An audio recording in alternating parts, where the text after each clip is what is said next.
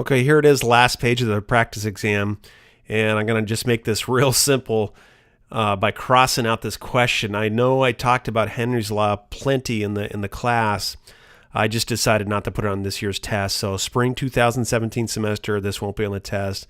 That's not to say that future semesters it won't either, but this year not the case. So I'm not going to waste time on that. Let's just get right to other concentration units. How would you use 500 milliliter volumetric flask to prepare a 7.5% VV solution of acetic acid and water? So this is just a alternative concentration unit to molarity, in that 7.5% in the setup definitely equals 100 times question mark milliliters. This is the question. We want to know how many milliliters of the solute in 500 milliliters.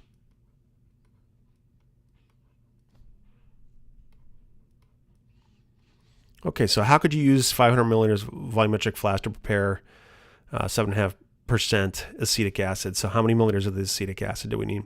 Now in the algebra, we're going to solve for question mark here.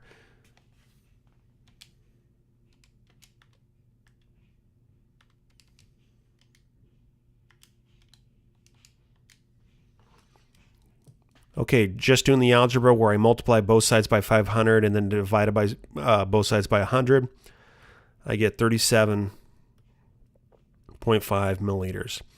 So what I've solved for here is the amount or the volume of acetic acid in milliliters that I need to take and dilute to 500 milliliters of solution to make a 7.5% VV, which stands for volume over volume solution. Now this question could be adapted or modified a little bit to be a WV instead. That just means that we're looking for grams rather than milliliters, but otherwise these types of calculations are always solved the same. Okay, so I think we're moving on now to the last question. Let's see what it is. I don't think it's terribly challenging. Let's scroll down a little bit here.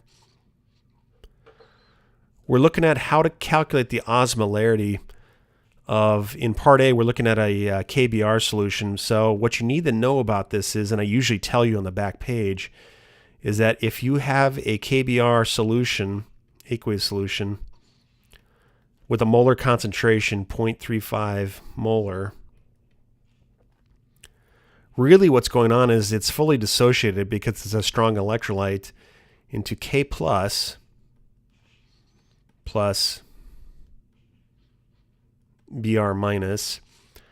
And because it's fully dissociated, we assume, it's not even really an assumption, it's a fact, that the K plus concentration is 0.35 molar, and likewise the Br minus is also 0.35 molar because they came from the same compound, and there's no such thing as an excess of K plus or Br minus. It just does not occur. There's always a balance of charge.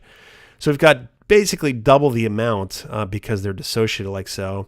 And the true osmolarity, therefore, is double that, which is 0.70 osmolar. Be careful, that's 0.70, and then this is osmolarity. We had this issue on a test one year that people could not figure out the difference. They thought this was a 0, so be careful. This is 0.70 osmolar. I didn't help the situation by not putting a big enough space there. Okay, so that's part A. That's not too bad. Like I said, I'll tell you on the back page how these things dissociate, so that'll make it a little bit easier. Glucose, I would also tell you on the back page, does not dissociate, so its osmolarity is still 0.15 osmolar, in addition to its molarity being the same thing. It does not dissociate. On the other hand, potassium sulfate dissociates into 3 total ions, and so in parentheses, 3 times 0.05 molar gives us the grand total osmolarity.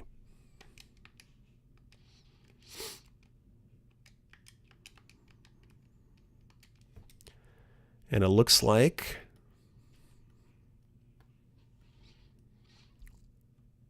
uh, 0.3, which, yeah, I was checking sig figs here. So 3 times this gives me 1 sig fig. And yeah, that's what we have to work with. So that's what we get. And this is osmolar. Okay, just so you know though, potassium sulfate, just to kind of finish this off, I should have done this to begin with. And again, I'll tell you this on the back page, splits into 2 potassium pluses. Ions are always aqueous, even if I leave it off in some cases here, it's aqueous. And then, so we got 2 of those, and then we've got a sulfate, 2 minus, which is also aqueous. So that's 1, excuse me, that's 2 plus 1 is the 3 that I got here, times the molarity concentration, and then added to the glucose concentration gives us the total osmolar concentration. So that's what's important about osmolarity, is the total particles dissolved. That's why we needed to do this. Okay, so that's it for the practice test. Hopefully this will be really helpful for the upcoming test. I'll see you soon.